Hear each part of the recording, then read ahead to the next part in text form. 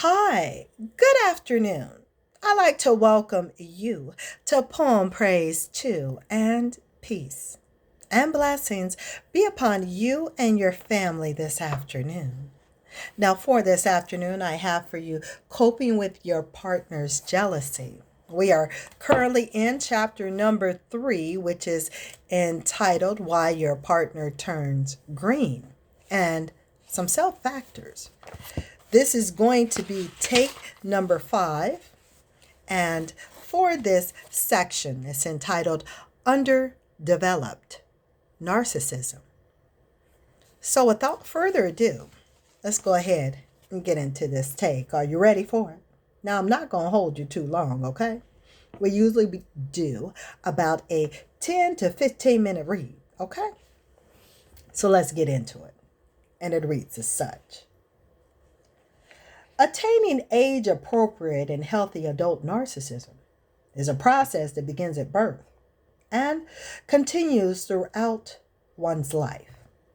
It is thought by some theorists that the care, nurturing, and other experiences one has early in life contribute significantly to the development of the self and to the parts of self that do not develop along expected lines or in a timely fashion. This topic is much too involved and complex to present in full here.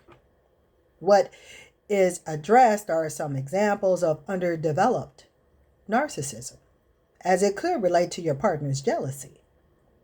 You may find it helpful to review the description of healthy adult narcissism as contrasted with that of underdeveloped narcissism.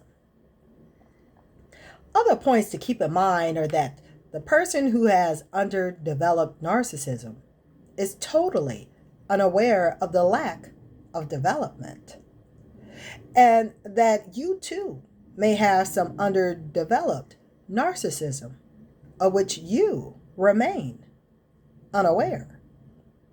Presented here are 4 of the many behaviors and attitudes reflected of underdeveloped narcissism: entitlement,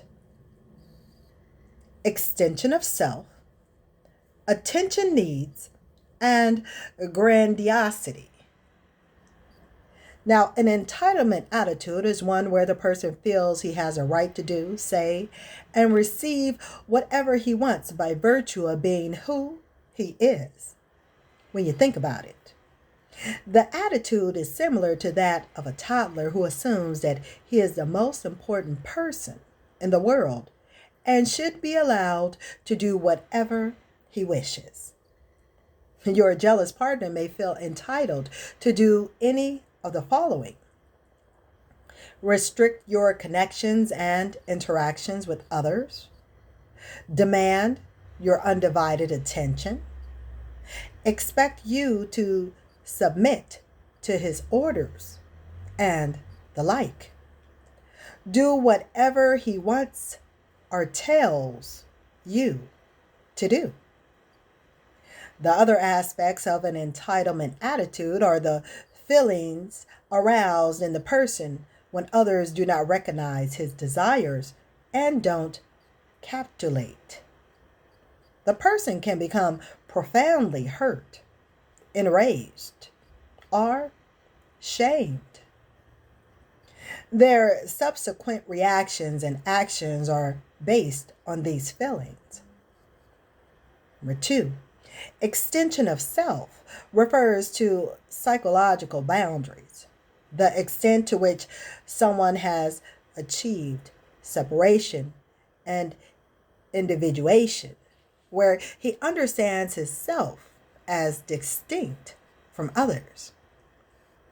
When these demarcations of self from others are not sufficiently established, the person has difficulty understanding that other people are separate from him, not under his control and independent. As hard as it may be for you to accept, this way of thinking is not conscious, and he is not aware of how his behavior can reflect his assumptions. Your jealous partner may exhibit some measure of this underdeveloped narcissism characteristics. Behaviors that suggest this include the actions listed below: telling you what to wear, or insisting that you wear particular clothes or engage in certain acts, staying in constant contact with you, not consulting you on family decisions, volunteering your services without first asking you, searching your belongings, space, and so on, not being courteous, such as saying thank you, expecting you to have the same opinion, feelings, and ideas as he does. If you have protested to no avail about any acts or attitudes similar to those in the list above, the ones I just mentioned, you may want to consider that his extension of self is an underdeveloped part of your partner. The excessive need for attention is very much a part of infants and children's expectations. They suck up attention like a sponge and come back for more. They have many ways of getting this attention, and not all of them are charming. Now consider the adult who has an excessive need for attention but is unaware of this. This adult can go to extremes to keep attention focused on him and gets very uneasy when he is not in the spotlight.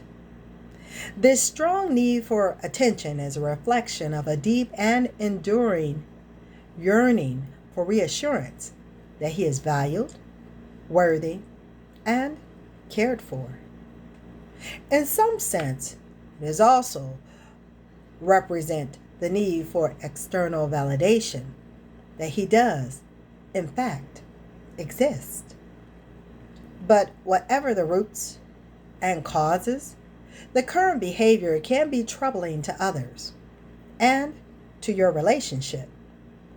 Your jealous partner who has a need for attention can become upset when he is not in the spotlight, when others, including you, get the attention he feels should be his, or when he tries to gain attention. Examples of attention-seeking behavior include the following: talking loudly, interrupting others to present his thoughts, moving around constantly, especially when someone else has the attention, buying, wearing, or doing things to gain attention, frequently boasting and bragging, often dealing with and talking about personal problems. Excuse me on that word, y'all. Playing one-upmanships games. Excuse me, because I made a word that was singular plural, and I believe I made the plural one singular. Let me switch that around for y'all. Playing one-upmanship, singular, games, plural. Need to win or be shown as superior. The person does not realize that he is seeking attention, will deny it if challenged or confronted, and cannot change his behavior to act in less attention-grabbing ways. Now, this does complete take number 5. Now, with take number 5, we actually did go through 3 out of the 4, okay? 3 out of the 4 behaviors and attitudes reflected reflective, of underdeveloped narcissism. So I would like for you to stay tuned to Poem Praise 2 for the fourth one, which is grandiosity. But I certainly want for you to be well, to take care, and hit the like button, subscribe, and hit that notification bell, because then you'll know when I'm coming with take number 4. Take number 4. That's not right. It's going to be take number 6, actually. But of this particular chapter, number 3. Just for the clarity purposes, okay? So I want for you to be blessed, to be well, and it be at thy will. I will talk with you soon here on Poem Praise 2. So until next time, later, y'all.